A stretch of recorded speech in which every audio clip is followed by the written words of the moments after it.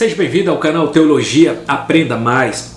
Se inscreva no nosso canal, deixe o seu like, compartilhe nossos vídeos. Estamos aqui a gravar mais um vídeo, um tema com a doutrina, mais uma doutrina que faz parte da teologia sistemática, antropologia, a doutrina do homem, a origem do homem. Vamos colocar tipos de teorias evolucionistas, que defendem que o homem veio de determinada origem, de um protoplasma, de uma geleia, de um grande Big Bang, etc. na formação. Vamos ver. A evolução ateísta vê a geração espontânea como a causa original, que o homem espontaneamente foi se evoluindo. A evolução teísta vê o poder divino como a causa original e a força diretriz. Assim, ambas podem incluir vários acidentes, seleção natural, transmissibilidade de características adquiridas. Vamos colocar. Tem a evolução ateísta de Charles Darwin, que fala do chamado elo perdido. Até hoje procura esse elo, nunca encontraram, tá? Então fala que a questão da origem das espécies, que foi se evoluindo até para chegar ao homem moderno. Então dentro do evolucionismo tem o chamado macroevolucionismo, que fala que uma espécie se transforma em outra espécie, Um gato se transforma no cachorro, o cachorro se transforma num cavalo e assim vai até chegar ao homem. Dentro lá dos anfíbios, daqueles invertebrados para os vertebrados, para aqueles unicelulares para os pluricelulares, até se formar o homem moderno com toda a estrutura intelectual e tudo mais. É o chamado macroevolucionismo, que nós não concordamos. A evolução acontece dentro das espécies. E tem também o chamado microevolução, até que nós concordamos com a microevolução, que a evolução acontece não dentro das espécies, mas entre as espécies, É a questão do reino felino, reino animal e etc, que vão acontecendo aquelas pequenas mudanças que faz parte dentro das raças, dentro da biologia, dentro da genética de cada espécie, mas não se transforma de uma espécie para outra espécie. De um galo se transforma num cachorro, isso não acontece na micro, mas sim na macro, como defende o evolucionismo. E aí tem a chamada, o evolucionismo teísta, de Charles Chardin, que defende que a questão de Deus criou o homem, mas foi evoluindo de outras coisas a mais no decorrer para até chegar a esse homem moderno. Essa que é a defesa, Outra questão, nós temos aqui outro argumento aqui, o criacionismo, a evidência da revelação bíblica, a extensão da evidência. Embora a Bíblia não seja um livro de ciência, nem sempre que menciona um fato científico registra sem erro. A autoridade da evidência, tudo que a Bíblia apresenta como verdade tem autoridade divina. O criacionismo fala que o homem foi criado por Deus. Os fatos da evidência, bará, é usado em Gênesis, Deus, ex nihilo, Deus cria do nada. A palavra dia é usada em relação ao nosso atual período de 24 horas ou não, e é usada também para período de mais longos tempos, A criação é apresentada como fato histórico em muitos lugares da Escritura. Êxodo capítulo 20, Salmo 8, Mateus 19. O começo do primeiro dia começou em Gênesis 1 e 3, versículo 2 pode desenvolver um enorme período de tempo. As eras geológicas também, para alguns, defendem que o dia da criação pode ser dias de 24 horas, era geológica, dias indeterminados. Dentro dessa questão, para quem defende as eras geológicas, pode ter ocorrido devido a uma catástrofe relacionada ou não à queda de Satanás, depois da criação inicial, pode ter sido causada pelo dilúvio. A parte material do homem, a parte material. A sua criação, suas designações, o homem tem um corpo, tem carne, e Gálatas 2 e 20, onde é sinônimo de corpo. Carne às vezes significa a pessoa como um todo, 1 Pedro 1 e 24. Às vezes a natureza é pecaminosa, isso vai depender do contexto. Romanos 7 e 8, o corpo de humilhação, Filipenses 3 e 21, vaso de barro, 2 Coríntios 4 e 11, templo do Espírito Santo, 1 Coríntios 6 e 19. Seu futuro, todos os homens serão ressuscitados dos mortos, João 5, 28 e 29. Os não remidos serão ressuscitados para uma existência eterna ao lago de fogo, Apocalipse capítulo 20, versículo 12 e 3. Os remidos vão para o céu, nessas duas ressurreições.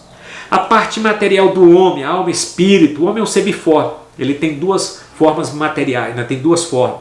Uma forma imaterial, que é o espírito e a alma, e a forma material, que é o corpo. Sua origem, Gênesis 2 e 7. Suas características, imagem e semelhança de Deus. O estado original de Adão era de santidade recebida, mas não confirmada. Ele perdeu esse estado com a queda, mas o homem ainda resta vestígio da imagem e semelhança de Deus, ainda que seja manchada, mas ele tem a imagem de Deus. A transmissão da parte material do homem, a primeira teoria da pré-existência. As almas de todos os homens foram criadas por Deus no início do universo e são individualmente encerradas em seus corpos. Isso é a teoria da pré-existência da alma defendida por Origem. A outra questão, o criacionismo. A alma do homem é criada por Deus quando seu corpo nasce, né? Ezequiel, capítulo, não, Zacarias 12:1. É a defesa principal. A outra teoria é o traducianismo. A alma é transmitida por gerações naturais, tal como o corpo, na hora da concepção virginal e outras coisas, e de lá é transmitido. As facetas da parte material do homem. A alma de respeito à vida pessoal, ao indivíduo. Tem emoções, guerreia contra as paixões da carne. O espírito. Esse termo é relacionado aos aspectos mais elevados do homem, Romanos 8:16. Então a parte, o nosso corpo, o nosso contato que temos aqui com o nosso mundo físico. A alma se expressa suas emoções, seu intelecto, a sua parte com o corpo, né? O corpo sem a alma, seu espírito é inerte, né?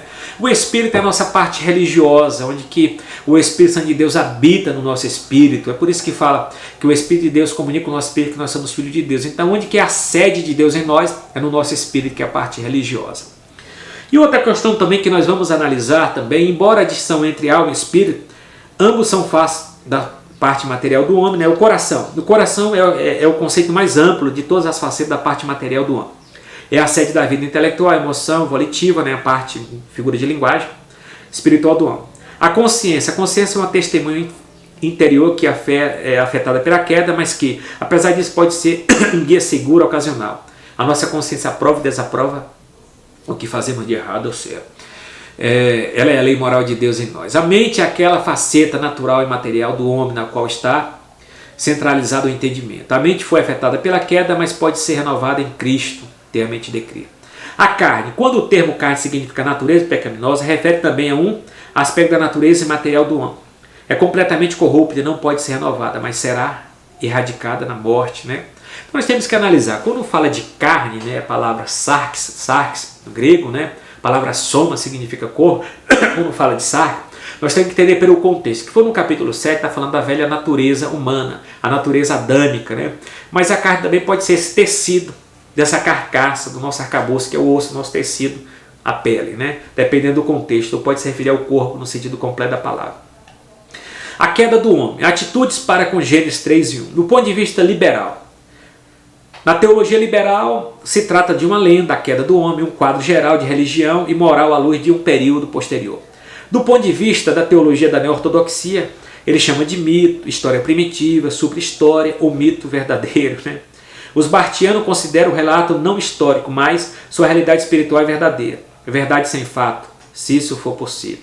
A prova. A proibição de comer do fruto da árvore do conhecimento do bem e do mal era, em última instância, uma prova de obediência à vontade revelada de Deus. Certamente não era apenas uma questão de dieta adequada. Não.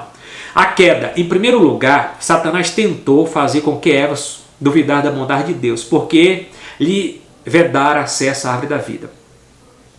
Depois Satanás ofereceu a Eva um plano substituto que permitiria comer do fruto sem sofrer a penalidade. Eles queriam ser Deus.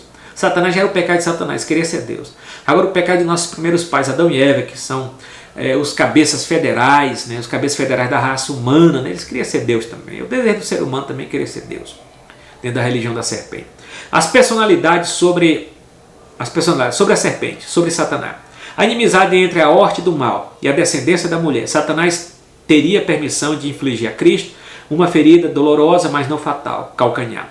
Satanás receberia uma ferida fatal, a cabeça, seria pisar na cabeça. Sobre Eva e as mulheres, dor na concepção.